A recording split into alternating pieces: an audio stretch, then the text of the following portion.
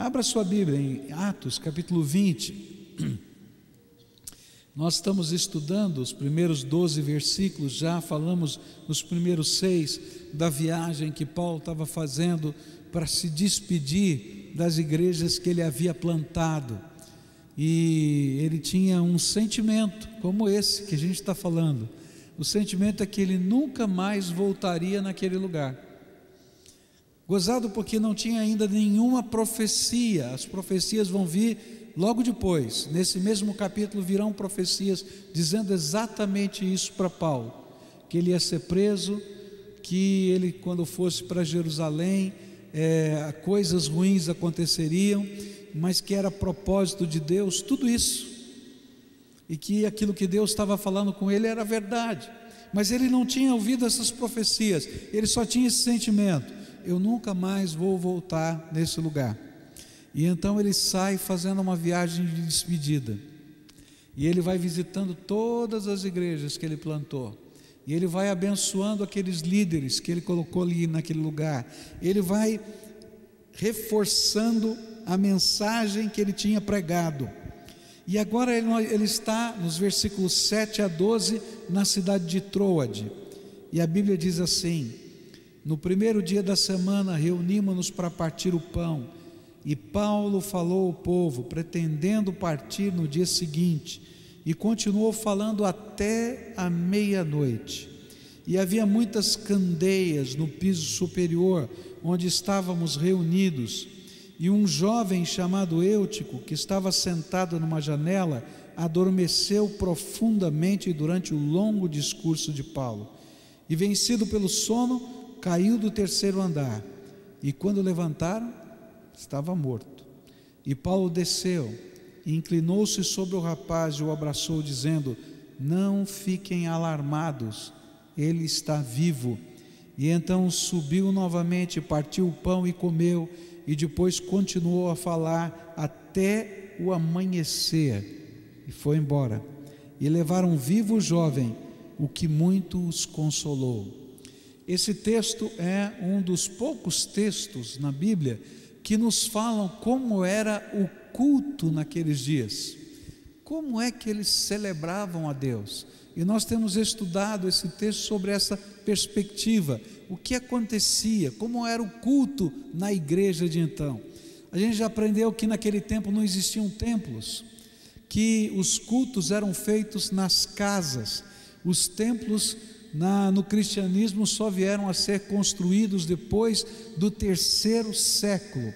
Até o terceiro século eles usavam a casa das pessoas ou um lugar neutro onde pudessem reunir um maior número de pessoas, tipo uma escola, tipo um teatro, um anfiteatro. Então a maioria dos cultos acontecia no andar de cima das casas, naquilo que eles chamavam de cenáculo, que nós aqui em Curitiba chamamos de ático, tá? Então lá no ático das casas se reuniam, e às vezes várias casas numa localidade se reuniam, e os líderes se encontravam, planejavam, e de vez em quando eles conseguiam um lugar maior, toda a igreja se reunia.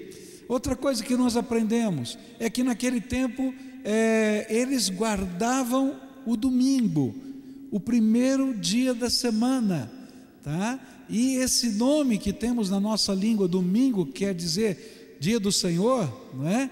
Na nossa língua, no latim e assim por diante, veio dessa prática de celebrar o dia do Senhor, o primeiro dia da semana. Isso porque nós vimos que lá no passado eles guardavam o sábado como judeus, e o domingo celebravam o culto cristão, e depois, quando houve a separação entre cristianismo e judaísmo, ficou só o domingo. Outra prática da igreja naquele tempo era celebrar a ceia do Senhor, e eles então lembravam da morte e ressurreição do Senhor Jesus, partilhavam o pão e o vinho e celebravam tudo quanto Jesus tinha feito por eles. E agora eu queria falar sobre um outro elemento do culto. Não é mais somente a consciência de ser povo de Deus, mas era a mensagem que era pregada. Eu falei no primeiro sermão dessa série, né, que duas coisas eu já vi que se repetem. não é? O pastor prega muito, Paulo pregou bastante, né? E o povo dorme no sermão. E aí a gente já viu que tem similaridades. Mas o que eu quero falar sobre a pregação é a importância da pregação no culto. Que coisa tremenda, é porque você já parou para pensar que há 2000 anos o povo se reúne para ouvir a palavra de Deus. Mudou a tecnologia, você tem alguns efeitos visuais diferentes, você tem uma série de ferramentas diferentes, mas há 2000 anos as pessoas param para ouvir a palavra de Deus. E outra coisa, você já parou para pensar que a Bíblia nos ensina que a fé vem pelo quê? Pelo ouvir, e ouvir o quê? A palavra de Deus. Há um propósito quando a gente para tudo na nossa vida para a gente ouvir uma mensagem do Senhor. Isso não é apenas um ritual que se repete, mas há um propósito de Deus em a gente parar para estudar a Bíblia, parar para ver qual é a mensagem de Deus que está contida nas Escrituras e como esta mensagem de Deus contida nas Escrituras afeta ou tem valor para a minha vida hoje. É interessante que a palavra de Deus era proclamada em todas as reuniões cristãs e incluía duas coisas: a leitura em voz alta das Escrituras, naquele tempo o Antigo Testamento, e a explicação das mesmas. Por exemplo, 1 Timóteo capítulo 4, verso 13 diz assim: até a minha chegada, aplica-te à leitura, à exortação e ao ensino. Pregar a palavra de Deus é ler a palavra de Deus, é ensinar a palavra de Deus e é aplicar a palavra de Deus à nossa vida. A palavra exortação quer dizer isso, é como essa palavra pode fortalecer, como essa palavra pode animar, como essa palavra pode corrigir, como essa palavra pode encaminhar as pessoas. E Paulo estava dizendo para Timóteo: Timóteo, você está aí na igreja, eu estou em viagem, enquanto eu estiver fora, presta atenção no que é importante, ensina a palavra, leia a palavra e aplica a palavra. Agora, é triste ver como a palavra de Deus hoje é deixada de fora do culto de muitas igrejas hoje em dia. É triste. Eu fiquei sabendo de uma igreja que um irmão nosso esteve frequentando. Ele disse: pastor, é a coisa mais estranha. O pessoal chega lá e começa a cantar Roberto Carlos, Lulu Santos. Aí de repente canta um desses hinos que a gente está acostumado a cantar, um só, porque senão vai espantar o povo. E alguém vai e traz uma mensagem, mas a mensagem não é da Bíblia. Ele cita um versículo talvez, mas fala sobre a notícia do jornal, fala sobre tudo o que tem, e às vezes usa só um versículo. Diz: achei tão estranho, pastor. E quando a gente pergunta, ele diz assim: por que vocês fazem assim? Ah, porque esse é um culto para atrair aqueles que não conhecem a Jesus. Eu falei: uai, não entendi nada então. Porque isso tudo eles têm muito melhor lá fora. Agora a palavra de Deus, a gente tem aqui e pode dividir essas coisas com muito maior propriedade. Eu nunca vou me esquecer de quando a gente estava entrando nessa questão de rádio e televisão. Eu fiz um curso e aí alguém me disse assim: olha, uma pessoa estava ensinando sobre comunicação, olha, tudo que vocês não podem fazer é o que os evangélicos fazem no rádio e na televisão, aquilo não funciona. Como? O cara ora lá, quem vai ficar ouvindo oração pelo rádio? Quem vai ficar ouvindo sermão? Quem vai fazer isso, aquilo outro? Aquilo não atrai ninguém, a gente muda logo o seletor e acabou e tal. E quando eu comecei, então, eu falei, bom, então eu vou fazer aquilo que eu aprendi com o meu professor.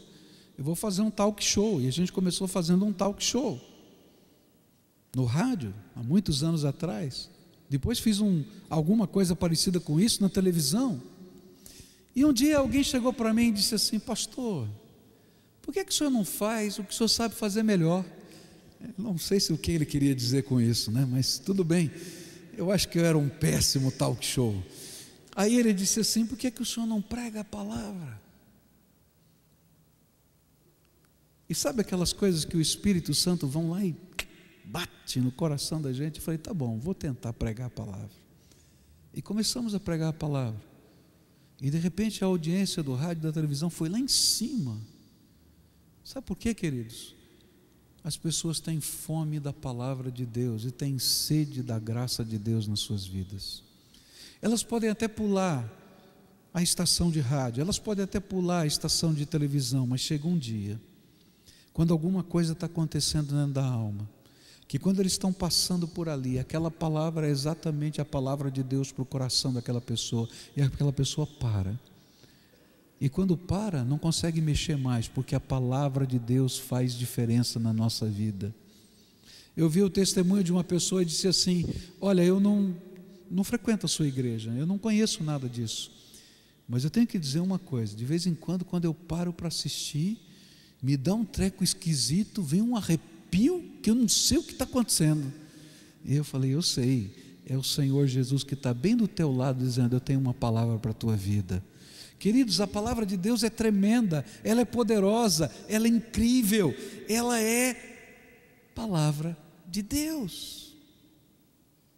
Quando nós estamos reunidos e nós estamos estudando a palavra de Deus, o Espírito de Deus faz algo tremendo.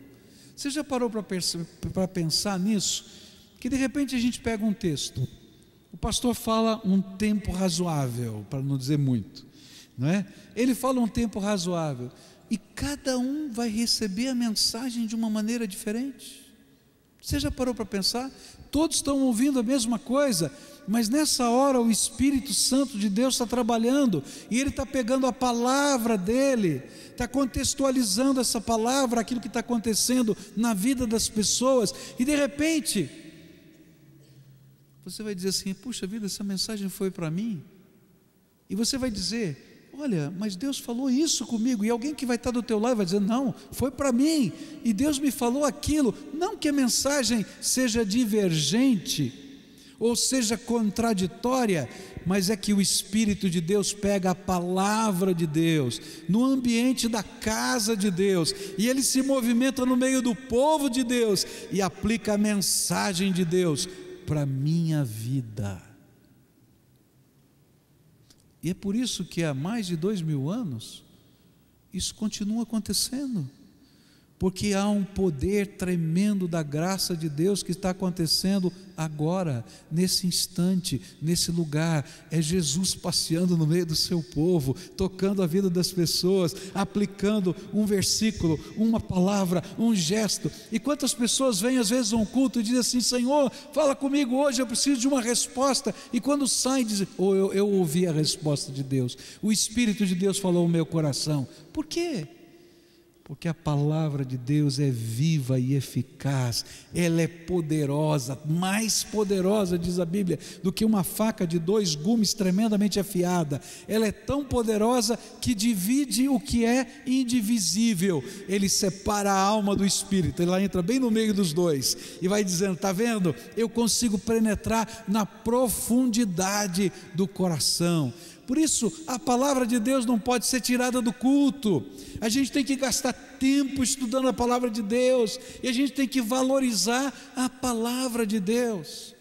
E é por isso que o apóstolo Paulo, ensinando a Timóteo, ele vai dizer em 2 Timóteo 4, conjuro-te perante Deus e Cristo Jesus, que há de julgar vivos e mortos, pela sua manifestação e pelo seu reino, prega a palavra, insta, quer seja oportuno, quer não, corrige, repreende, exorta com toda a longanimidade e doutrina, pois haverá tempo em que não suportarão a sã doutrina, pelo contrário, cercar-se-ão de mestres segundo as suas próprias cobiças, como que sentindo coceira nos ouvidos, e se recusarão a dar ouvidos à verdade, entregando-se às fábulas. A Bíblia está cheia de recomendações, de que a palavra de Deus tem que ser anunciada, tem que ser pregada, tem que ser lida, tem que ser trabalhada dentro da alma, porque enquanto a gente está fazendo isso, Deus vai falando ao nosso coração, e vai nos dando valores. Quando eu comecei a estudar no seminário, eu fui tremendamente influenciado por um homem chamado Karl Lackler. Alguns anos atrás, eu consegui trazê-lo aqui para pregar em nossa igreja, já bem velhinho, e a gente brinca com ele ainda vivo, né? Porque ele é quase surdo dos dois ouvidos, e ele tem um aparelhinho que fica no bolso dele, tipo uma caneta, que regula o som dos dois ouvidos. Então às vezes aumenta um, diminui o outro. Então ele está assistindo o culto, de repente ele mexe na caneta, mexe para cá, porque ele está tentando ouvir. Mas esse homem é um homem de Deus, tremendo, e ele foi o nosso professor de uma matéria que marcou a minha vida, chama-se pregação expositiva.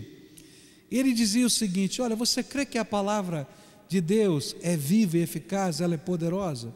Você crê que toda a palavra de Deus é inspirada? Então por que você escolhe trechos da palavra de Deus para pregar?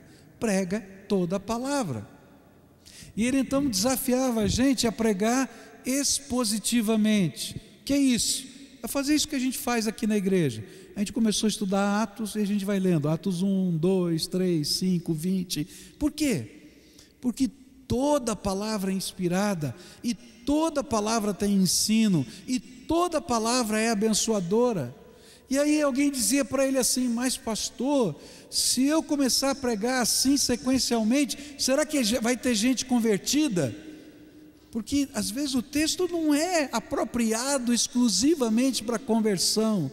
Ele diz assim: a palavra de Deus é viva e eficaz. Começa a pregar, você vai ver gente se convertendo. Ele diz assim: mas será que a igreja vai ser doutrinada? Porque às vezes tem algum problema ou outro que precisa ser ensinado. É verdade, mas tem muita coisa que você nunca vai ensinar para a sua igreja se você não pregar sequencialmente. E aí eu comecei a praticar isso, vai fazer 30 anos, e eu quero dizer para você que Deus é bom e a palavra dele é viva. Você pode pegar qualquer texto da palavra e pregar, você vai descobrir que tem ensino de Deus para a vida das pessoas, e vocês são testemunhas disso, porque há 22 anos eu prego assim, não é verdade? A gente abre um trecho e às vezes diz assim: qual é a mensagem desse texto? Eu me lembro uma vez que eu fui pregar em Levítico 8, meu Deus do céu, quando eu comecei a ler Levítico 8, eu falei: eu acho que eu não vou ser mais um pregador expositivo, porque era um tal de pega o animal, corta o animal, bota o sangue no dedo, bota o sangue não sei onde, faz assim, mexe o animal para lá, mexe o animal para cá, e eu disse assim: meu Deus, o que eu vou pregar aqui? Deus, isso aqui eu não entendo nada. Aí ele falou assim: estuda a palavra. E de repente Deus foi abrindo a minha mente e foi entendendo o que significa consagração, porque Levítico 8 fala sobre a consagração de um sacerdote. E aí ele vai dizendo: olha, está vendo quando você molha a pontinha do dedo da mão direita, está dizendo: essa mão pertence exclusivamente a Deus. E molha a pontinha do pé, ali, esse pé pertence exclusivamente a Deus. E a palavra consagração significa mão cheia, e eles então estendiam a mão e colocavam todas aquelas peças dos animais. E você já tentou equilibrar carne de animal, colocada uma em cima da outra, ela começa a escorregar, e ele com todo cuidado tinha que mover sobre o altar. E ele está dizendo: olha, consagração são as mãos cheias das coisas do reino, e por isso você tem que tomar muito cuidado para poder movê-las diante do meu altar. Quanta coisa linda, porque a Bíblia é a palavra de Deus. E onde a gente começa a estudar a palavra de Deus, queridos, a riqueza de Deus vai entrando dentro da gente, e o Espírito de Deus vai falando com a gente. Por isso, de acordo com Martin Lloyd Jones, os períodos e eras decadentes da história da igreja sempre foram aqueles nos quais a pregação entrou em declínio. Quando o pregador está só ensinando filosofia, psicologia e qualquer outra dia, mas que não seja a palavra de Deus, queridos. Você tem professores muito melhores lá fora. Mas quando a gente começa a estudar a palavra de Deus, coisas de Deus começam a acontecer. Mas sabe, eu queria dizer para você que isso não acontece só com o pastor. Quando você começa a estudar a palavra de Deus na tua casa, coisas tremendas de Deus começam a acontecer na tua vida. Sabedoria de Deus vem sobre a nossa alma. Outro dia eu estava almoçando com uma ovelhinha minha, que eu tive o privilégio de discipular e levar ao batismo, e eu disse assim, sabe, desde o dia que você fez aquele voto de começar a ler toda a Bíblia, você tem mudado, e a gente pode ver a sabedoria de Deus na tua vida. Que coisa linda está acontecendo com você. A gente começa a conversar, ele diz, a palavra de Deus diz isso em tal lugar. Eu falei, aleluia, olha que coisa tremenda, sabedoria de Deus. Isso é para a tua vida, querido. Abre a Bíblia, deixa o Espírito falar. E tem mais, quando a tua vida está cheia da palavra de Deus, do que você vai falar para os outros? A Bíblia diz que a boca fala do que o coração está cheio. E sabe o que vai acontecer? Algumas pessoas vão se aproximar de você, e essa sabedoria de Deus que é tua, porque a palavra está aí no teu coração, guardada dentro da tua alma, você vai começar a dividir com outras pessoas, e as pessoas vão se aproximar de você, porque sabem que tem nessa boca, sua boca, uma palavra sábia, que vem da palavra de Deus, dos valores do reino de Deus. Então eu queria desafiar você a ser um amante da palavra de Deus, a colocar a palavra de Deus dentro do seu coração. Davi dizia, a tua palavra escondi, no meu coração escondi, para não pecar contra ti. E é assim que funciona. E Paulo vai dizer, tu, pois, meu filho, fortifica-te na graça que há em Cristo Jesus, e o que de mim ouviste de muitas testemunhas, transmite-o a homens fiéis, que sejam idôneos, para que também ensinem os outros. Queridos, você vai ouvir da palavra de Deus, e sabe o que você vai fazer? Você vai dividir a palavra de Deus com outras pessoas.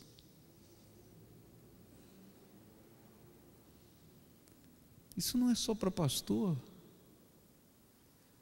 E você vai começar a transmitir os valores do reino. A gente pregou a palavra, a gente crê nessa palavra, e eu creio que Deus pode fazer milagres na tua vida. Você crê?